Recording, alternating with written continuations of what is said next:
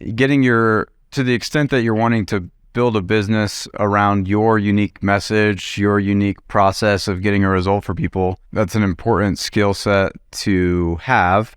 And, if you're looking to make contributions to the world, I think learning how to give that message in the most effective way possible is important. So there are other businesses I've been involved, like in my trampoline park business that I became a part of after I quit practicing law. We spent years and years trying to just really focus on the product, which in the trampoline park business is building new attractions, putting new dodgeball arenas in, new escape rooms. We really focused on the product.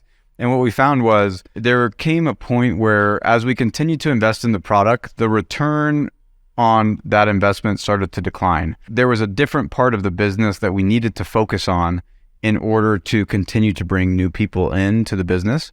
And so what we did back in 2015, 2016 is what most people do, where we're like, I was watching Gary Vaynerchuck and he's like, every business is a media business. And so, let's get into the media game. And so Alcatraz Escape Games started with 12 followers on Instagram, and I paid a guy $50,000 a year to start, doing social media stuff and building little graphics in Canva and just trying to get and he would spend a week making sure all the tiles lined up on Instagram great and it looked cool from a layout perspective, and it had zero effect on sales. That was kind of the point, is that we spent all this time and we were allocating capital to something that had zero effect because, I wasn't going to be kind of front and center on the camera. And so what we did in that business, and we kind of lucked into it, we had a competitor, an axe throwing business that went out of business, and they had a big Instagram channel. And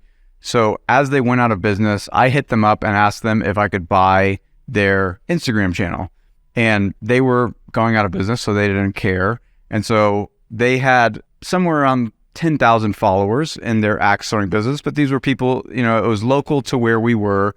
And so we bought their axe throwing Instagram channel and we started doing content around our business, our escape room business. And it actually drove results because we were starting at a point where eyeballs and distribution were already there.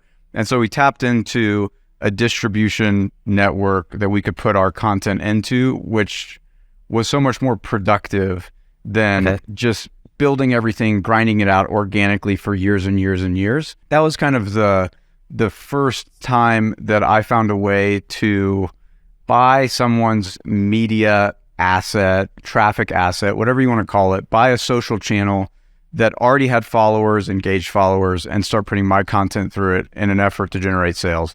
And there was a business that came onto the market that was a marketplace style business called Media Acquire, that it just fit what I do, what we were looking to do. And so we bought it.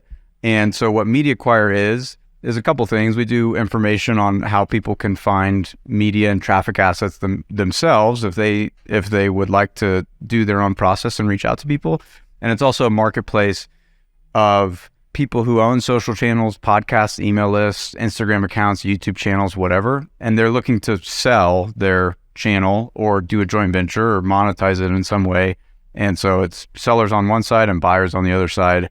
And so that's what Media Acquire is. That's awesome. It's interesting. It's about 3 years ago when, I had heard of people going and buying, YouTube channels and things like that. But I hadn't seen too many people start using it as an active growth strategy, especially, it's getting more popular is my point. About 3 years ago is when I first started learning about people doing it and hey, instead of building a 50,000 person Facebook group or YouTube channel or whatever, there are creators who've been creating for a super long time who are either burnt out or they just lost the passion or they legitimately built it to sell it.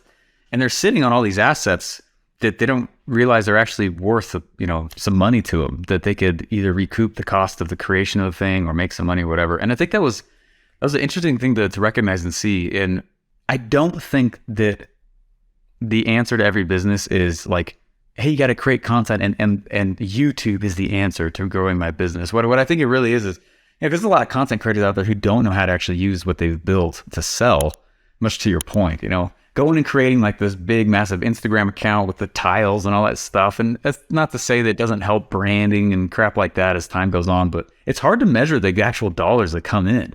People just lack the skill set a lot of times in realizing it's what you do on the platform that matters. It's not just like, oh, I make content, therefore I'll be rich.